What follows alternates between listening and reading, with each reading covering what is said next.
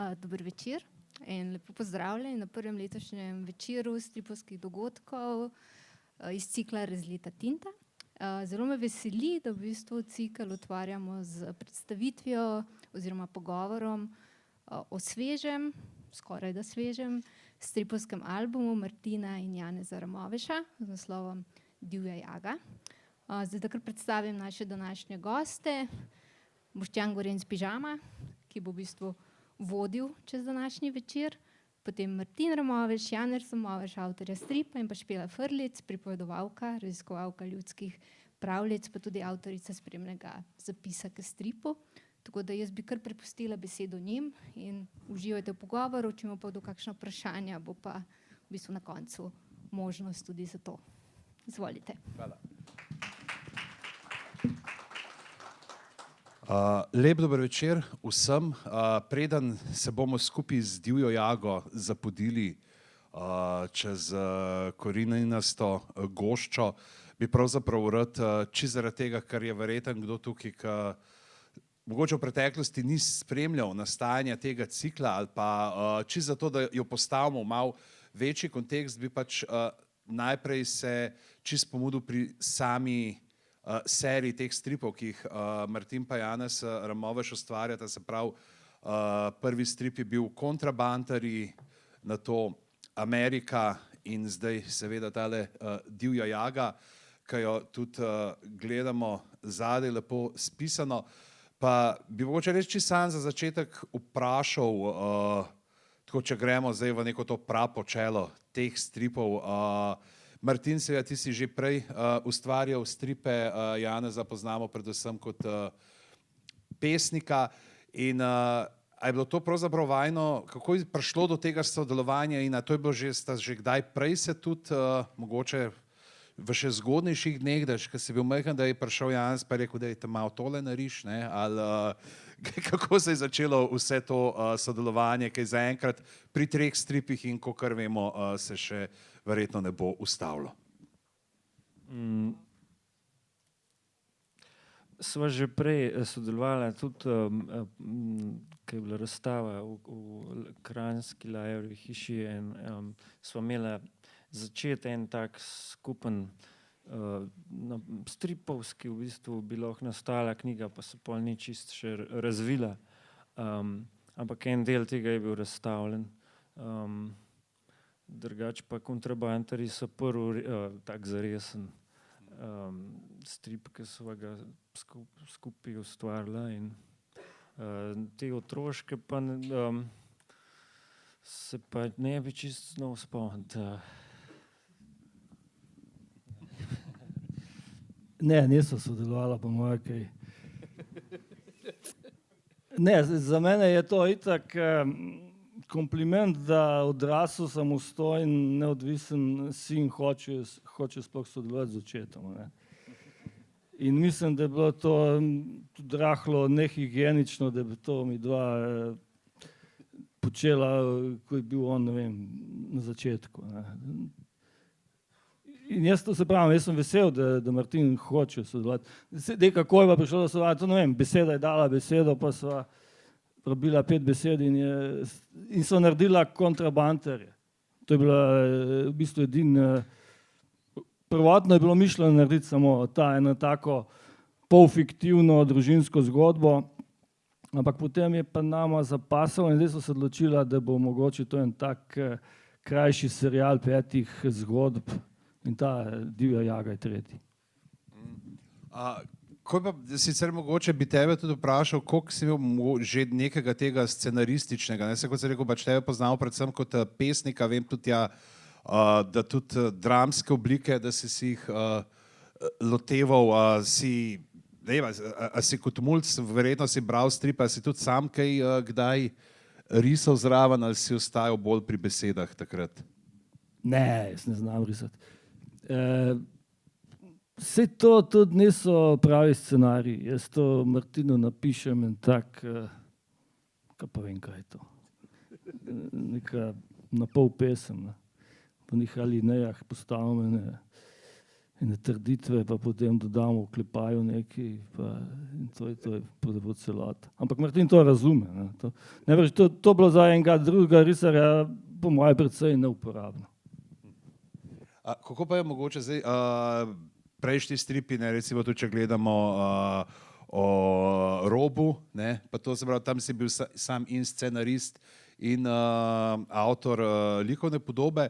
Kako se pa ti pa znajdeš iz tega, pa mogoče bi lahko tudi kar pokazali, ne, tukaj gor imamo eno takole alinejco.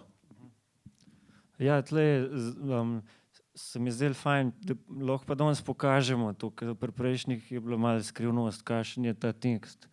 In meni se zdi, da ta tekst na desni je že v bistvu, tudi če bi sam to, meni se zdi že ta čisto dosti dober, da bi lahko bil tudi skoraj objavljen, ampak strip je tle pokazan, pol ta čisto prva skicirana verzija, kjer sam pomislim na to, kaj je treba narisati. Ampak v bistvu že v opisu je ena taka, ne samo opis stvari in dogajanja, ampak vzdušje je zelo močan in jaz tam pol pomislim, katere stvari bolj izpostaviti. In že tle je, to je res čisto prva skica, čisto prva verzija tega stripa, in tle je pol že malo razvoj naprej, ko sem, recimo prva stran se vidi, se je že razgibala, sem si želel tega obada, tega Brencelna pokazati, da leti v diagonali in pol v bistvu vsaka stran je od tle naprej zelo taka oblikovalska zadeva, ki se pol v bistvu, ko delaš strip, razmišljaš skozi bolj likovno in v času vmes že skoraj pozabiš, kaj je sploh ta tematika. Čeprav vse temu podrojen. In ja, tle ta proces, recimo prva stran, več verzij, še veliko več jih obstaja in pač na neka smer diagonale in pol od spodaj četrta, ki je bila že prej tudi v celoti narisana, pa je pol ta bila na novo in ta je pol uporabljena v stripu. Nisem čisto vseh pokazal, no, tle.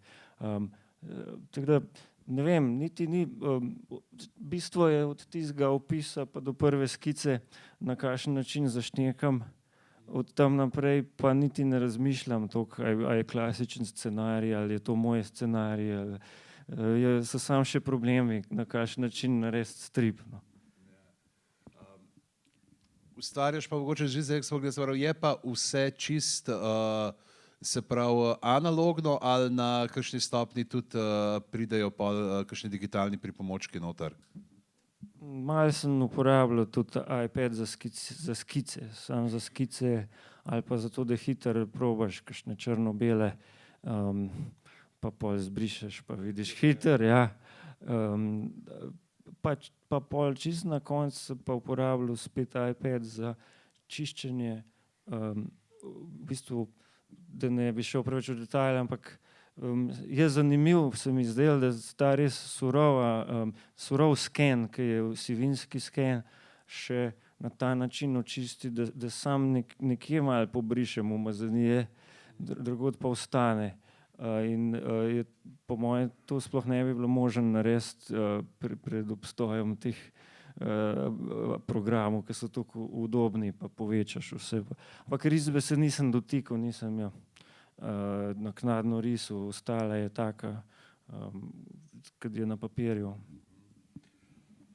Mogoče, če se čisto pogledal, jaz priznam pač, ko smo se pogovarjali, pa sem šel prav gledat, mislim, da pred 2 letoma, ne, je bila tle predstavitev Amerike in ta zadnji mesec, pravzaprav, ko so nekaj, ki so sklepetali tam na Facebooku, je bilo ne pač, ja, da se sem napisal, ko bo divja jaga komod poklič, ne, pridemo, ne, in evo zdaj, divja jaga je, in jaz divjo jago, ta motiv mi je znan iz otroštva, kjer, in sem danes prav to knjigo s sabo prinesel, verjetno, to je ena od unih, meni se zdi, ki v svetu knjige, ki so jo vsi konec 80-ih kupovali. In sicer tele, ali imam pa sam jaz tak občutek, ne vem zakaj, pač, ker imam neke 3 knjige take, ki sem zelo brskal po njih. Slovenske ljudske vraže, Rado Radešček z ilustracijami Marka Derganca. In čist tako, kaj je on zapisal v Divji jagi. In to je bil tudi pravzaprav nek motiv, ki sem ga pričakoval, ko sem se lotil tega branja. Se pravi, med povratnike vsekakor lahko prištevamo tudi Ponočne lovce oziroma Divjo jago. Spomin na Divjo jago je med Slovenci še vedno živ in nekateri še danes verjamejo v te povratnike. Poročevalka iz Laškega nam je pisala, to je bilo super, ker zmeraj tako pač to ne, da je nekdo, pač, da so neki govorili, da so bili poročevalci in poročevalke. Iz Laškega nam je pisala, da je že več ljudi povedalo, da so v mraku slišali divjo jago. Baje je privršelo mimo vogala kot veter. Slišal se je lovski rog, puške so pokale in psi so lajali. Ko jih je vprašala, kaj bi to po njihovem mnenju moglo biti, so ji povedali, tisti lovci, ki so v življenju šli na lovna mesta v cerkev, morajo po smrti za pokoro jagati po tem svetu. Divjo jago menja tudi poročevalka iz Gornjega gradu pri Mozirju in pri tem navaja, kako so se nekdaj preprosti ljudje obvarovali pred tem zlom. Ko so sekali les, so na vsak štor sekali križ, če je kdo šel po noči skozi gozd in ga je srečala divja jaga, je moral skočiti na pokrižani štor, da ga divja jaga ni dobila, če pa ga je dobila, ga je vse leto bolela noga. Šele čez 1 leto je moral na isti dan in ob isti uri, kar je sploh bi rekel v teh časih, kar še niso imeli zelo točnih ročnih ur, so mogoče kar čakali kar nekaj cajta tam, priti na isto mesto, kjer je slišal besede: tukaj sem pred 1 letom zasadil sekiro in sedaj jo vzamem. In noga je nesrečnika takoj nehala boleti. To je se prav očitno, divja jaga v teh starih vražah je bila nekako povezana pol z lokalnimi kiropraktiki, da so jim šiht delali.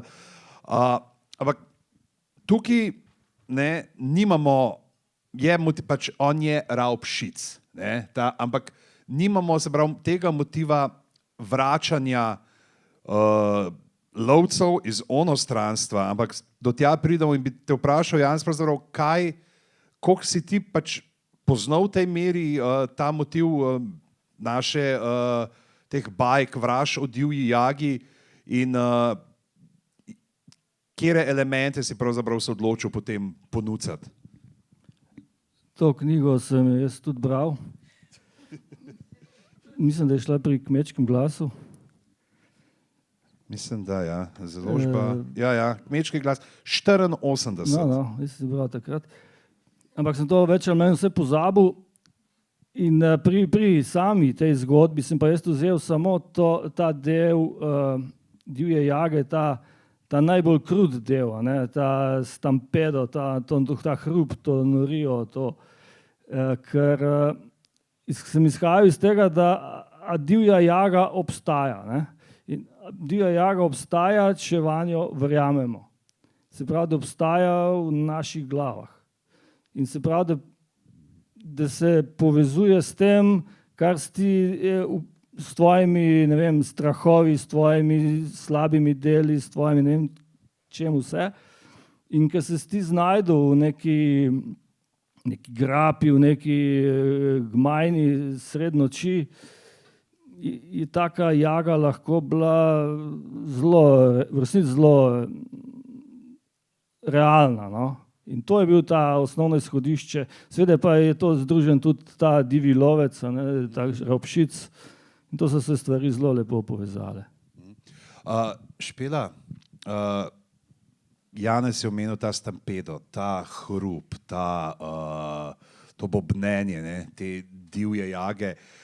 Ti, ki se ukvarjaš z raziskovanjem izročila in s pripovedovanjem zgodbami, koliko je pravzaprav ta hrup vse prisoten, koliko je hrup, a je hrup lahko kdaj pozitiven sploh v teh zgodbah? Kakšno težko vprašanje se mi zdaj postavlja. Lahko sem čist malo nazaj. Kar. Ker jaz pa te zgodbe poznam iz zbirk Glasovi, mogoče jih poznate, tudi je izdajal Kmečki glas, pa potem Mohorjeva družba, to so pa zbirke v bistvu folklorističnih zapisov, ki jih različni raziskovalci so zbirali in potem objavili v narečjih, to se pravi v transkriptih. In seveda to spada pod grozljivke. Ker zdaj, ko si prebral, je smešno, samo ko pa slišiš tiste pripovedi, pa smrtno resno. To potem govorijo in je ta občutek tega, da ne moreš prijeti in da ne vidiš. In meni je to, da se nekaj groznega pojavi v obliki hrupa in v nepodobe, zelo zanimiv in zelo točno ali pa logično, zaradi tega, ker vsaka dobra grozljivka temelji na tem, da slišiš, pa ne veš, kaj se bo zgodilo. Mislim, to je definicija dobre grozljivke. No. Mislim, da je hrup ne more... enkrat bom bolj... Me zanima to raziskati, kako je z zvokom v nekih pripovedih, zaradi tega, ker ima zelo jasno funkcijo. Ne vem, če je kdaj pozitiven, ker je prisluh v resnici to, o čemer govorimo, to, o čemer Janez govori ali pa to, o čemer Divja Jaga govori. Se mi pa zdi močno, pri Divji Jagi pa še pri kakšnem drugem motivu, ki je enako potegnen iz nekega ljudskega izročila, da je Divja Jaga v resnici zelo natančna metafora za neko psihično stanje, zelo natančna in močna in očitno toliko prepričljiva, da se je uporabljala in prenašala kar nekaj časa. No. In zdaj našla še en odziv v stripu sodobnem. Pa mogoče še isto vprašanje tudi zate, Martin, koliko si pa ti bil prej seznanjen s temi motivi ali je bilo to nekaj bolj frišenega? Slišal sem, pa v bistvu tudi tam, kjer živim, blizu Kamnika, so ti križi na štorih. In kar je v tem znanega, ja, to je zaščita pred Divjo Jago, ampak kaj več detajlov pa ni bilo znanih o tem. In tudi je v bistvu, zdaj že gre za to, da je to kar ena navada, da ko se poseka, da pa niti sam taki seko ne bi več vedel, zakaj naredi ta križ. Toliko o tem, nisem pa se pretiran zanimal ali pa da bi že prej kaj več šel raziskovati. Zdaj, tukaj je to, kar si ti rekel, Janez, zapravo, da Divja Jaga obstaja, če vanjo verjameš. Bi mogoče lahko povedal kaj več tudi pa o samem tem Raubšicu, o tem liku, ki je, ali lahko rečemo, da je protagonist, ne bolj antagonist te zgodbe, kako se ti je rojeval, oziroma kako si šel, verjetno si šel iz tega hrupa nazaj in iskati, kako ta Divja Jaga znotraj predstave enega posameznika nastane. Ja, ta zgodba je pravzaprav ena taka arheologija zla, človeškega zla. Namreč Poljanska dolina, recimo, to je kraja, ki vsakdo, ki pride, vsaj večina reče, kako lepo, pa to je pravzaprav univerzalna zadeva, se karkoli po svetu greš, je lahko isto. In kjerkoli zagrebeš, lahko dobiš, pa naj bo to v misli, naj v spomina ali pa v zemljo, posledice enega človeškega zla. In na površini izgleda lepo, se pravi, zaceljene rane, ki so pač urejene, ampak v notranjosti pa nekaj gnija. In jaz sem izhajal iz tega, da je to pač treba odkriti,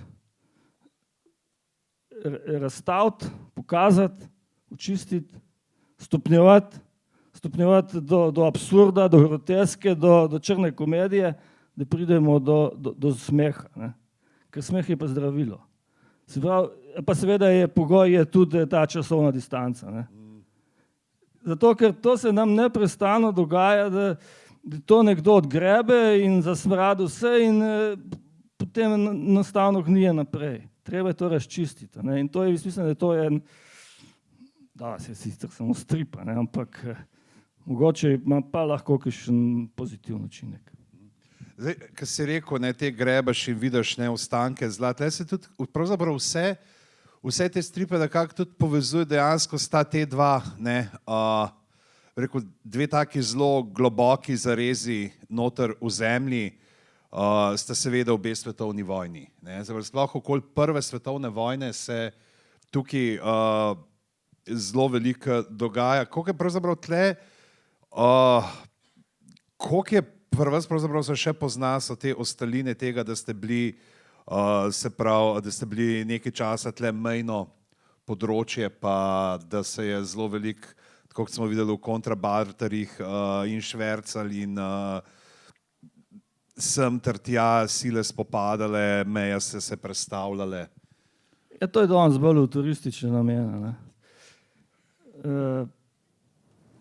Kaj sem hotel?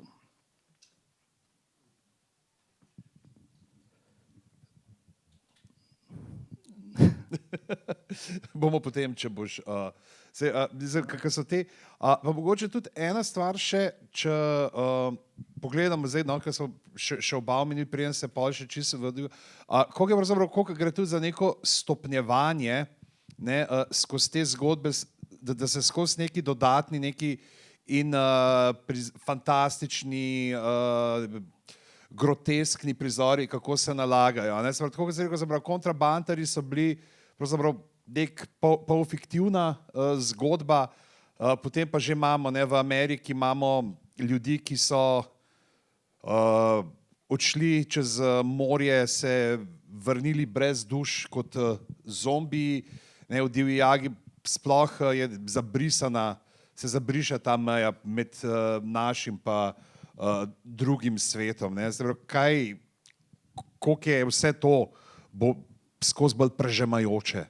Ja, glavni junak teh stripov, pa tudi v bodoče bo verjetno, glavna oseba teh stripov je Poljanska dolina v prvi polovici 20. stoletja. To se pravi, oseba, kakšno leto nazaj se je to pojavilo, ne, ko so, mislim, da na Novi Zelandiji proglasili neko reko, da je dobila status, pravni status osebe, pa neke gore, ki so pomembne za domorodce, so dobili pravni status osebe. Ne. To je meni zelo ganilno in si predstavljali, da je to ta naša dolina dobila pravni status osebe, ampak pravni status potem pomeni, da ima tudi enega skrbnika ali pa več njih. Ne. In jaz si res ne želim,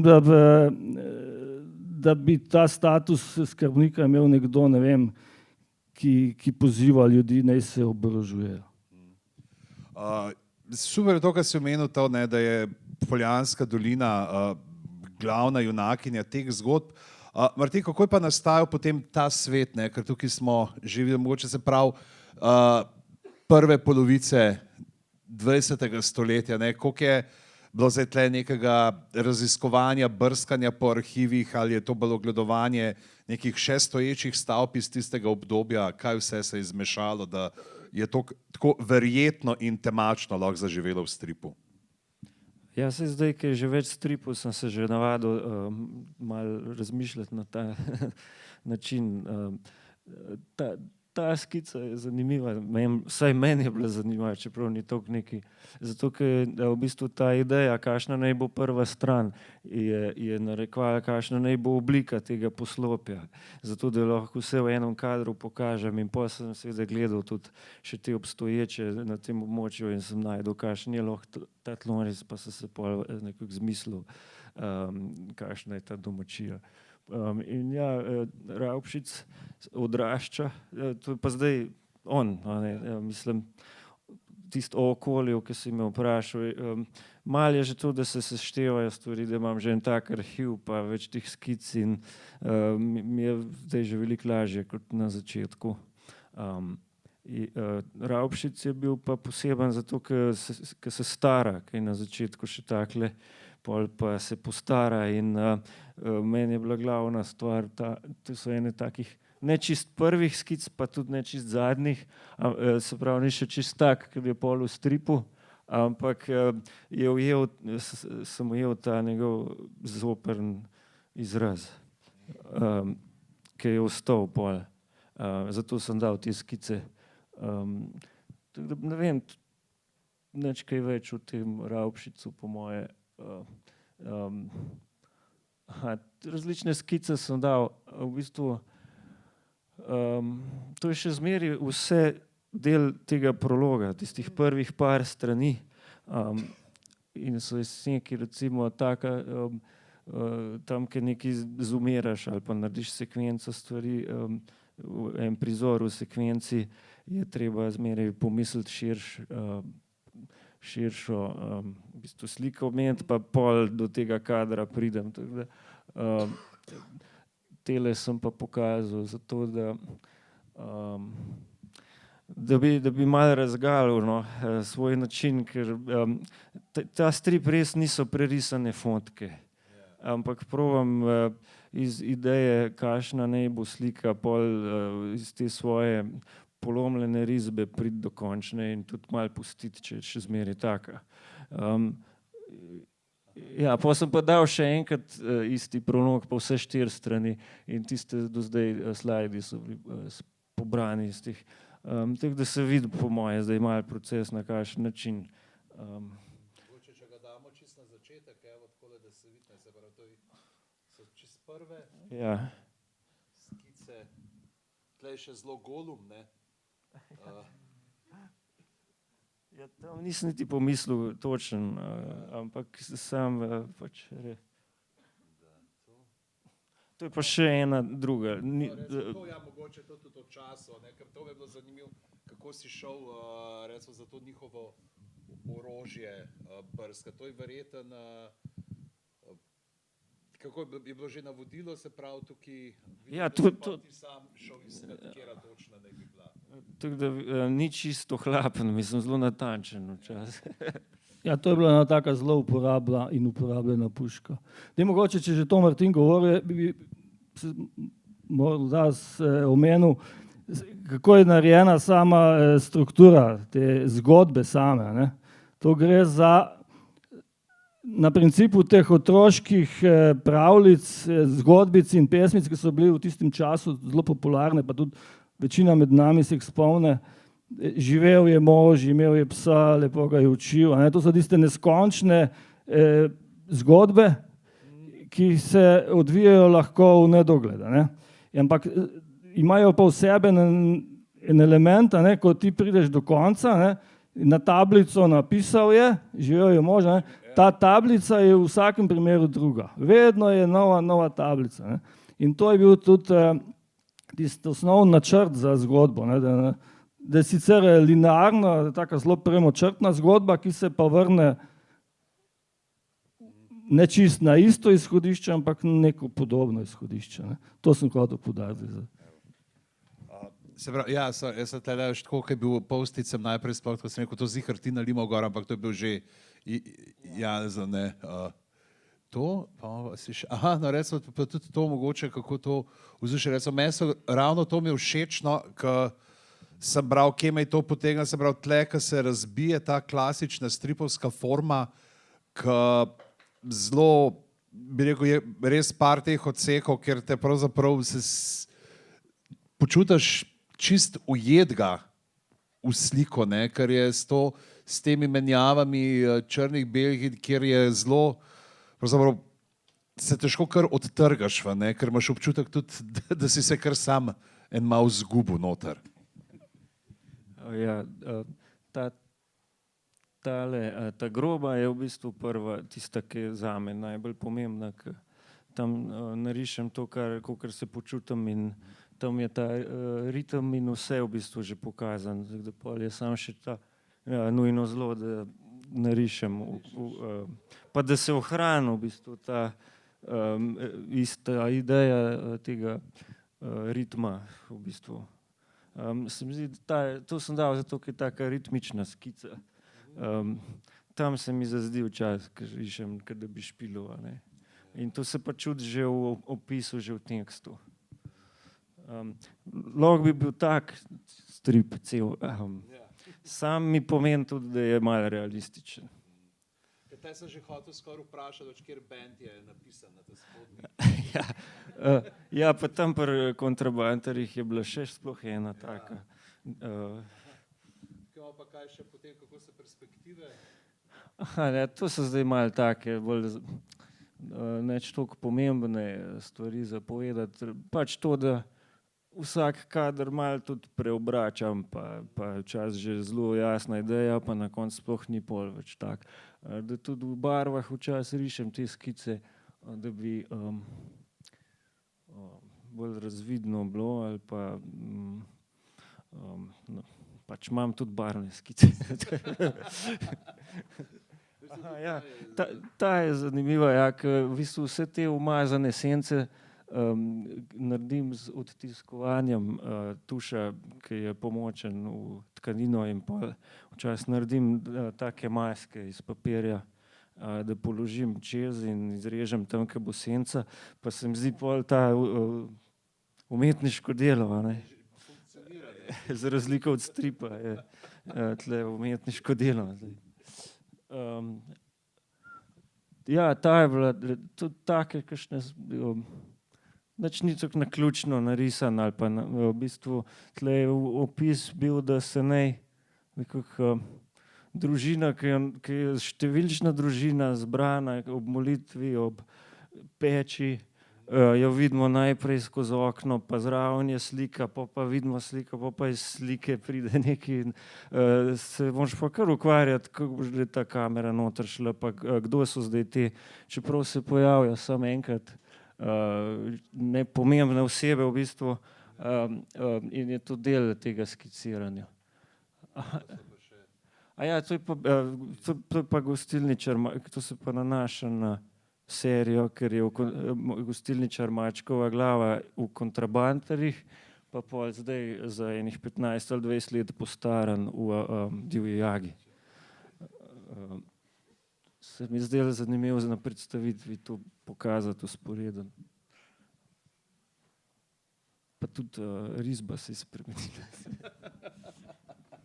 Tele bom zdajle dal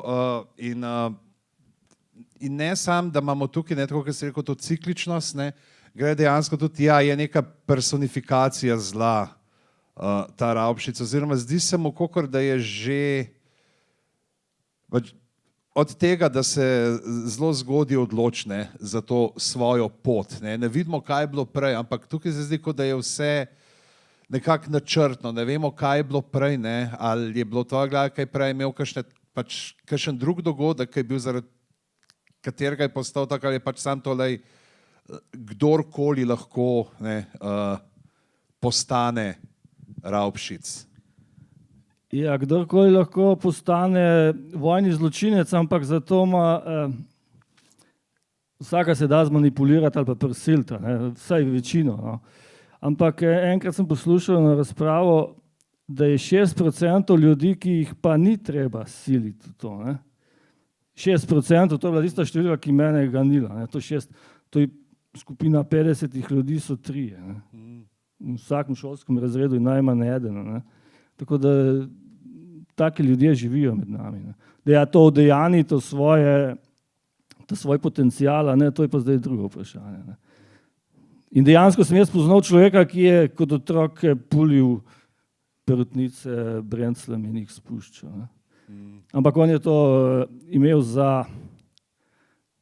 to je bilo v 70-ih letih, ko je bila Formula 1 in je bil, mislim, da Fittipaldi, nek dirkalec, en je bil Fittipaldi, en pa en drugi, ki je spuščal. In imel shranjene v škatlicah. Ne, zdaj sem spomnil, ker ta motiv teh ljudi, ki začnejo z žuželkami in grejo naprej z muhami. Z muhami, ne, je tudi Harlamov imel zdajle nekako je not v Doktorju in povodnem možu, se tudi nekako tega, kako se zelo razrašča in razrašča špela, zdaj se zdi, da smo te pozabili, ampak ne. Mogoče ravno, če gledamo, se pravi, ta divja jaga, te zgodbe, če gledamo kot grozljivke, ne, pa tudi s temi stvarmi, ki jih je Janez zdaj povedal, koliko so te tudi tako grozne stvari, če gledaš znotraj teh ljudskih pripovedi, vražb, bajk, koliko so imele neke tudi didaktične intence, ne, da je to res samo groza, je to tudi mogoče skušajo pač odvračati, poučevati ljudi, ne? Ker pač kot ta, ker to divjo jago, kot tako lahko bereš tudi, ne, pač le, če nisi prmaši, ne, boš se vračal, ne, če si raj takrat za srnjadjo se podil po hosti. Ne vem, misliš, da to pomaga, Janez?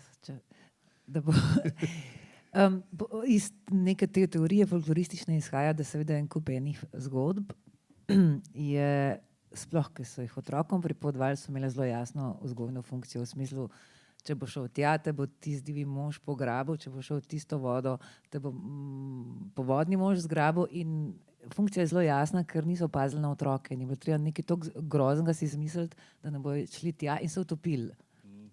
In je to imelo svojo funkcijo, absolutno vzgojno. Vsaj, da so zavarovali otroke znotraj nekega meje, do kam grejo ali pa kam ne grejo. Ne vem, mene bolj zanima, kaj se zgodi, zakaj se odrasli pripovedujejo grozljivke te vrste in ne, zakaj pač taka zgodba pride ven in jo probaš povedati do konca, ne da bi bil popustljiv, ker to se mi zdi kvaliteta tega stripa, poleg mojstrske pripovedi, no. Sem pa zdaj vmes, ko si Janez razlagal stvari, razmišljala v bistvu o dveh knjigah Svetlane Aleksijevič, mogoče jo poznate. Ena je Vojna nima ženskega obraza, druga so pa Ženske priče. V prvi Vojna nima ženskega obraza v bistvu kot novinarka izbrala zgodbe žensk, ki so preživele vojno, zelo folkloristično zapisane, zelo novinarsko, ni posegala, ni literarizirala, v drugi pa zgodbe otrok, ki so preživeli vojno. In sta dve misli, no, ker se mi zdi, da sta zdaj smiselni tukaj za moment. Rekla je, nekje vmes reče, da pogum za to, da preživiš nekaj ali pa da se boriš, ni isti kot pogum za razmišljanje. In ta pogum za razmišljanje, za to, da neko ideologijo preznaš, pa jo obrneš, je v bistvu včasih težji, no. Ker to pomeni ta cikel, ki ga ti zdaj omenjaš, prelomiti, ne. Drugo, kar mi je pa zanimivo opazovati, je, da spomini otrok, ko so zapisani, to se pravi tisti, ki so bili v vojni otroci, veliko bolj pripovedujejo o zvokih, o tem, kaj so slišali, kaj jih je prestrašilo o vojni. To se pravi, so spomini veliko bolj fizični in se spomnijo, ne vem, strašljivih zvokov, groznih vonjev, bazičnih občutkov, ki so telesni. Odrasli ljudje vsem spomin že malo reflektiramo, pa je že malo zanaliziran, pa že ima neko racionalizacijo zraven. Upam, da se navezuje približno na to, no. Ker še nekaj, kar se mi zdi zanimiva teorija, pa jo dajem, sem ni nujno, da zelo natančno drži, ampak se mi zdi, da nekaj je na tem, ker te revivali ljudskih motivov se vračajo skozi zgodovino v nekih takih v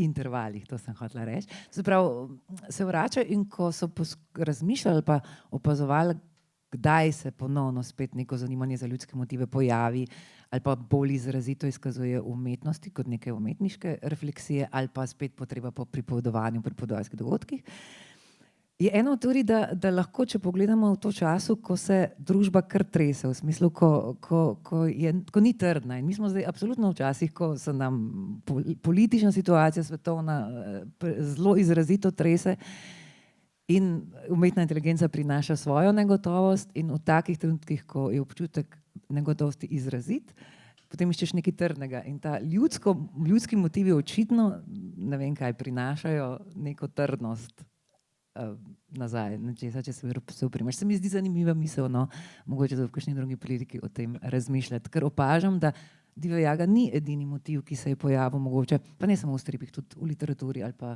ne vem, nekaj, kako se ti drobci spet kot metafore nečesa seveda uporabljajo. Se je to veliko bolj zanimivo, ker če bi samo zgodbo o divji jagi recimo prebrali. Ja, meni je bilo predvsem, kaj mi je bilo, jaz sem pač, ko sem prebral strip, jaz sem tam obsedel, bolščal, ne vem sploh kam, ker se zdi, da pač ta originalna divja jaga je pač, imaš nekoga, ne, ki se mu nekaj zgodi, je ta hrušč, ampak obstaja rešitev, imamo to, pridi čez 1 leto, postav se tja in boš rešen, ne, zato ker pač tudi nek izvor bolečine, ne, izvor divje jage je bil neodvisen od tega človeka, ne. Tukaj pa tega ni, tukaj pa pravzaprav človek sam sebi ustvaril to divjo jago. Ne? In tudi vsi te cahni, ki so, o katerih se tudi piše tukaj noter, ki se jih ti omenil, ne?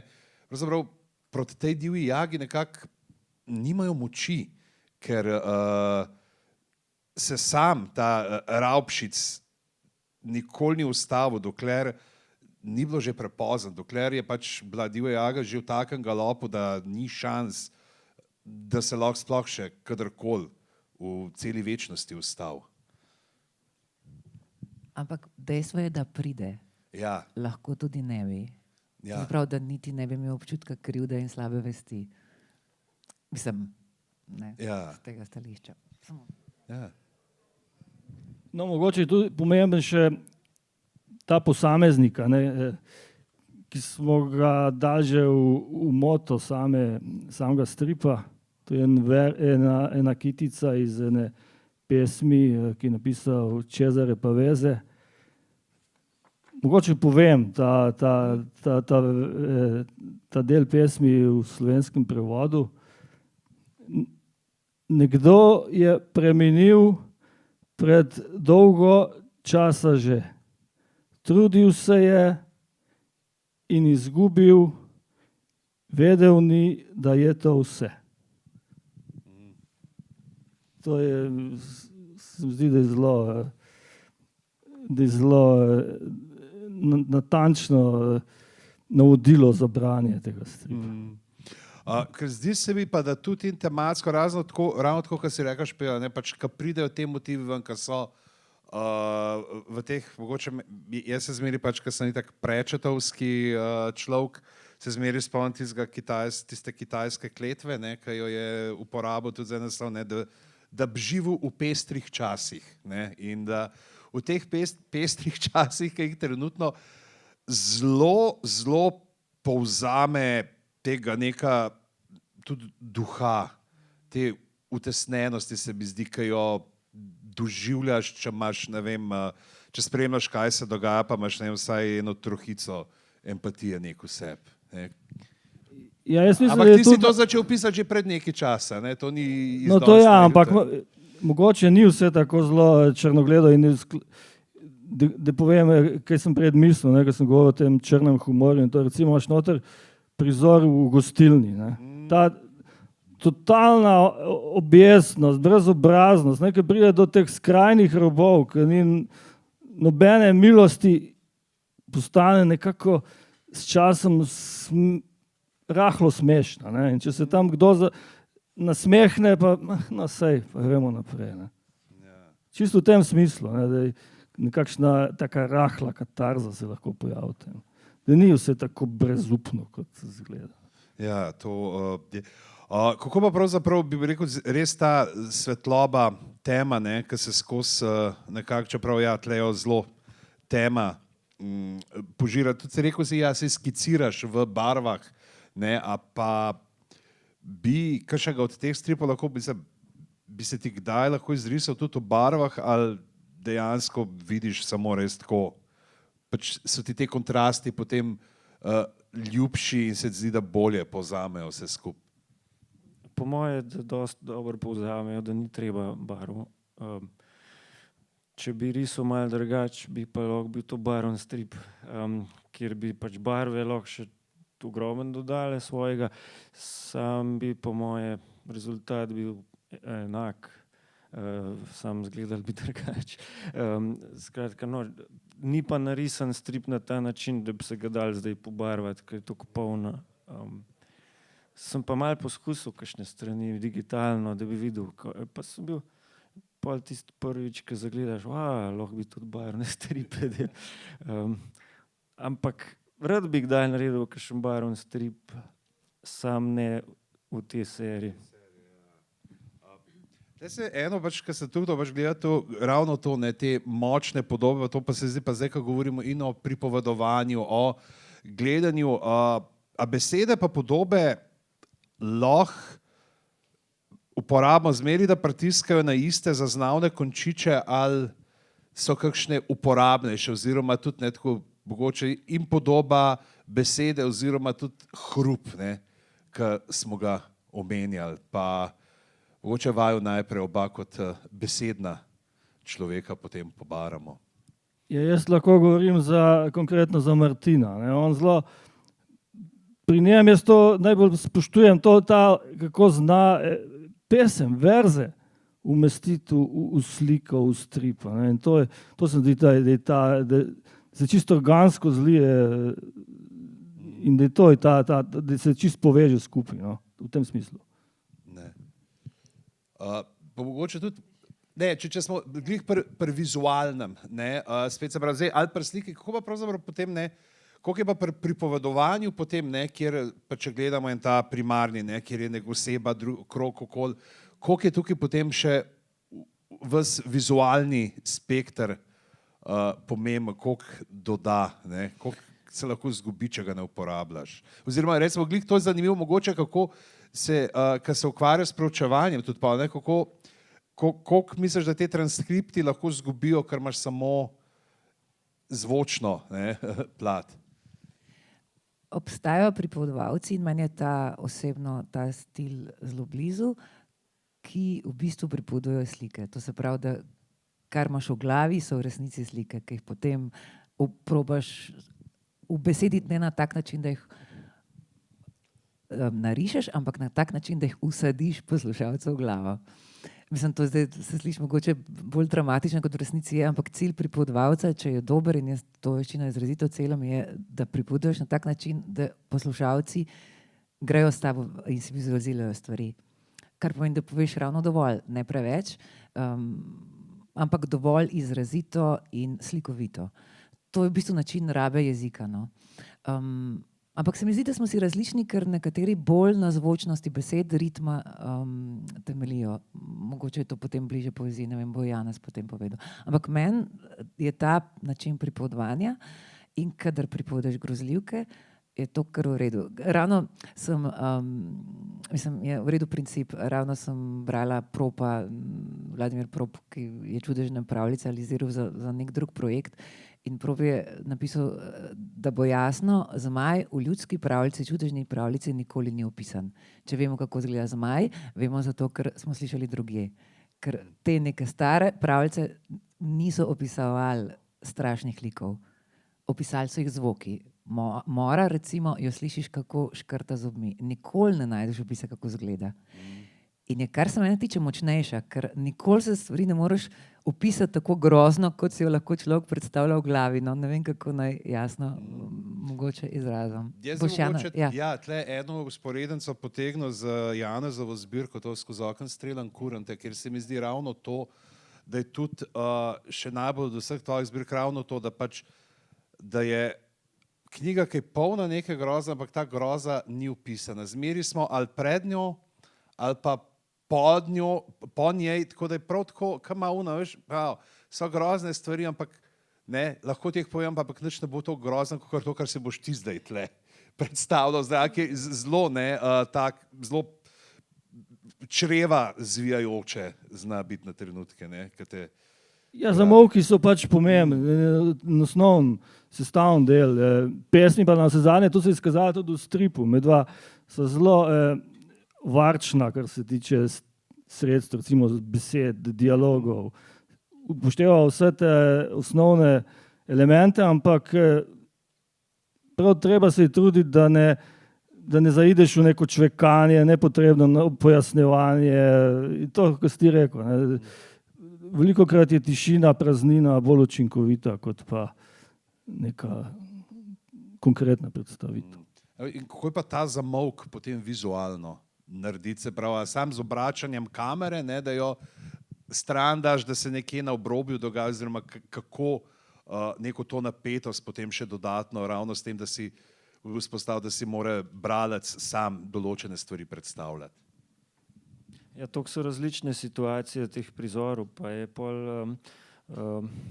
včasih je pač ena sekvenca, kjer nekdo nekaj govori, pa ne pove do konca, pa je odgovor na to sam obraz, ki nič ne reče, naprimer, ampak je pa lahko pa obraten razmišljam. ne samo, da se čim manj besedila da, ampak da kar se ga pa da, je pa nujen, da je tam. To ni čist strip brez besed, to je pa spet čist drugač. In so pač pretehtane te, kam gre beseda in se to mene še tudi najbolj zanima pri stripu, ker se lahko odločiš, kdaj boš uporabil besede ali pa same slike, ki je lahko ena slika ali pa je sekvenca slik. In ni formule v resnici, pa veliko občutka sproti, ki dobiš in je zato po moje ni niti ni šablonski način uporabljen, čeprav po moje je recept, da čim več različnih stripov vidiš, ko so naredili kakšni drugi mojstri. Je pa tle not skoncentriran ta način. Nekako ne najdem veliko stripov, ki bi na tak način nastajali. Ponavadi je veliko več pojasnenega ali pa veliko več scenarist vzame zelo resno to, da mora pisati veliko teksta, kar je lahko zelo dobro, samo je čisto drugačno vzdušje v stripu. Po drugi strani imaš stripe brez besed, ki je pol res glavno to, da razmišljaš o gibanju pa grimasah. Tle pa nekaj vmes, pa spet ima svoje težave to. Ja, tukaj moram jaz tudi povedati, ja, da jaz, kar se tega tiče, kar si rekel, da scenaristi kar čutijo potrebo, ne, da so besede. Tle sem jaz tudi malo pri svojih kdaj kriv, ker si rečeš, a jaz si zdaj pa že nekaj niso govorili, ne, pa se moraš malo opovati, ali pa mogoče celo ta želja, ki se zdi tukaj super, recimo, ker jaz večinoma nekaj te stripe, kadar sploh, recimo, ampak zdaj so čisto drugo, te otroški, ne, ki jih z Matejem delava, ki greva zdaj bo tle, ampak se zdaj pri zadnjem, ki so ga delali z Jakom, sem pa se tudi nekako določene stvari, tako se rekel, pač, tle naj se zgodi to, ne, se pravi, ki nisi omejen, zdaj imaš sam, ne vem, toliko in toliko prostora, tle naj se zgodi to in ti nared, ne, ker konec koncev pač je risar stripa tisti, ki ima vizualno predstavo, ne, zakaj bi jaz kot scenarist mu ga ukleščil že nekam noter. Bi pa zdajle, ker je ura že kakšno minuto čez 9, se obrnil še k vam, se pravi, pa mikrofon prepustil vam, če ima kdo od vas še kakšno vprašanje, kakšno misel, karkoli, s čimer bi uskočili sem le noter, malo razbremenili betežnega povezovalca. No, mogoče samo še jaz rečem, čiste pozabila, tri burgerji, ki podpirajo tole naše početje, pa seveda Boštjan Pavletič, ki vse skupaj oblikuje, ki daje na tako končno podobo vsem skupaj, pa seveda pisci spremnih besedil, ki imajo zelo tako rahlo, nehvaležno vlogo, ne? Ker na začetku sploh ne vejo, ne poznajo točne vsebine v celoti in tako morajo pisati čisto svojega stališča, ampak to je tudi namen vsega skupaj, ne? Da povejo svoje stališče do tematike. No, to sem vam tudi rešil, da pisam, da je to super, da spremna beseda ni pač nek klasičen esej, ampak se bere čisto kot dodatno, literarno.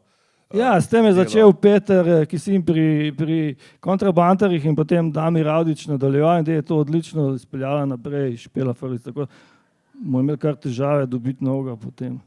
Mogoče bi pa glih Špela to vprašal, glih to, kako si se lotila tega, ne, ker to ni bila zdaj spremna beseda, ona reče, Špela, mi bomo pa tle zdaj tele pripovedke, a bi ti zraven nekaj tako napisala, ne, ampak je zelo spet, tudi tako kot cel strip, noter padeš, mečkam se oziraš zelo, si naslikala nam prizor. Jaz se že dolgo nisem z nobenim tekstom tako mučila kot s tem. Se Janez to ve, pa z velikim veseljem sem se mučila, ker mi je bil izziv in ker, ko me Janez klical, jaz bi tako rekla v vsaki ponudbi ja, iz spoštovanja, ki ga imam do Janeza in njegovega dela, absolutno, in do Martina. Tako da je bil to velik izziv, je pa res. Lažje je napisati teoretičen esej na to temo, veliko lažje je bilo napisati. Meni je, z Martinom so se dobile vmes, ko je imel že kar precej narejen strip, ne do konca, ampak kar precej tako, da sem nek občutek, kaj ta divja jaga, o katerem govorita, bo. To zaprav, da sem si malo predstavljala, ampak vseeno.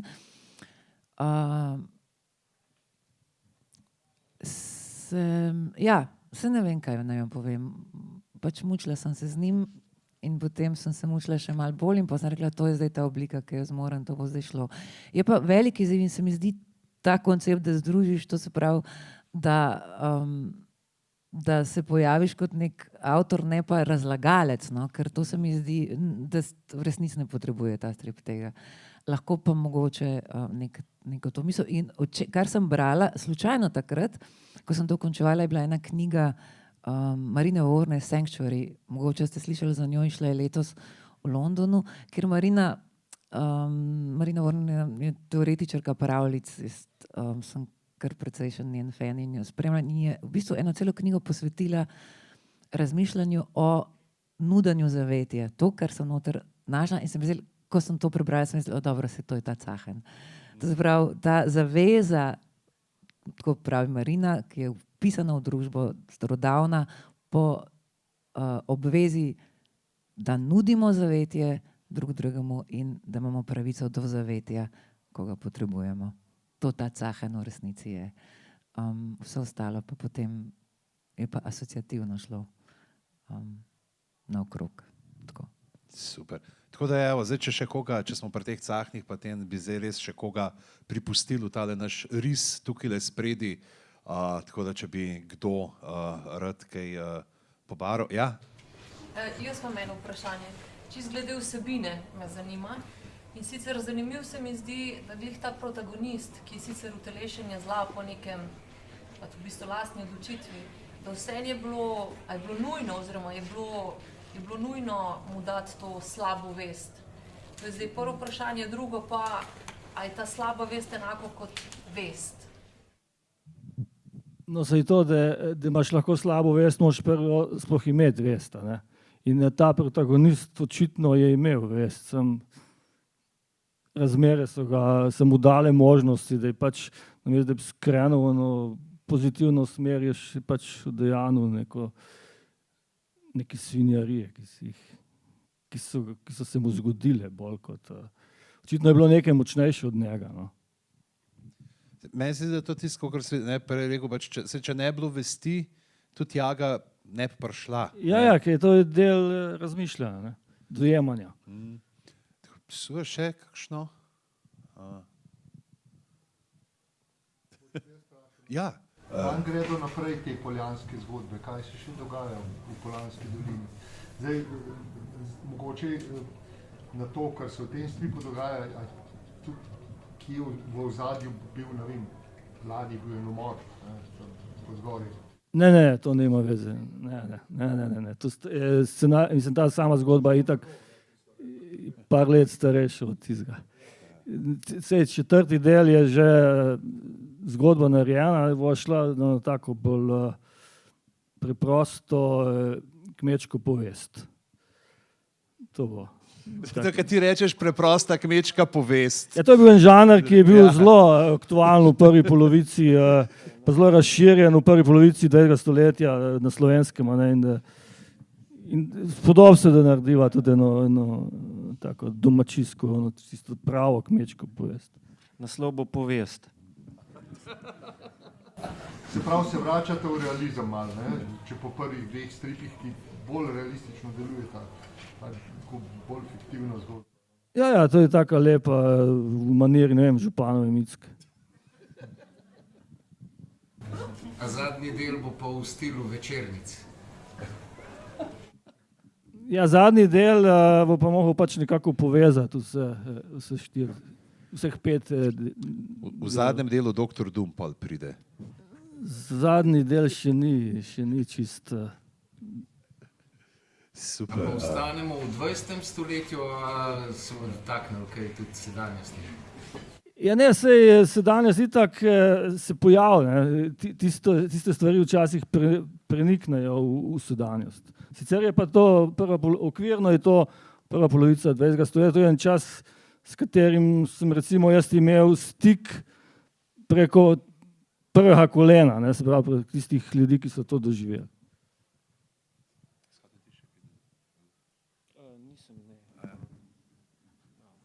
Rišem že skice novega stripa. Tako da bo, ja, najlepša hvala, ker ste danes z nami razlivali tinto, tule po kinu Šiška, seveda v varnem zavetju Stripburgerja.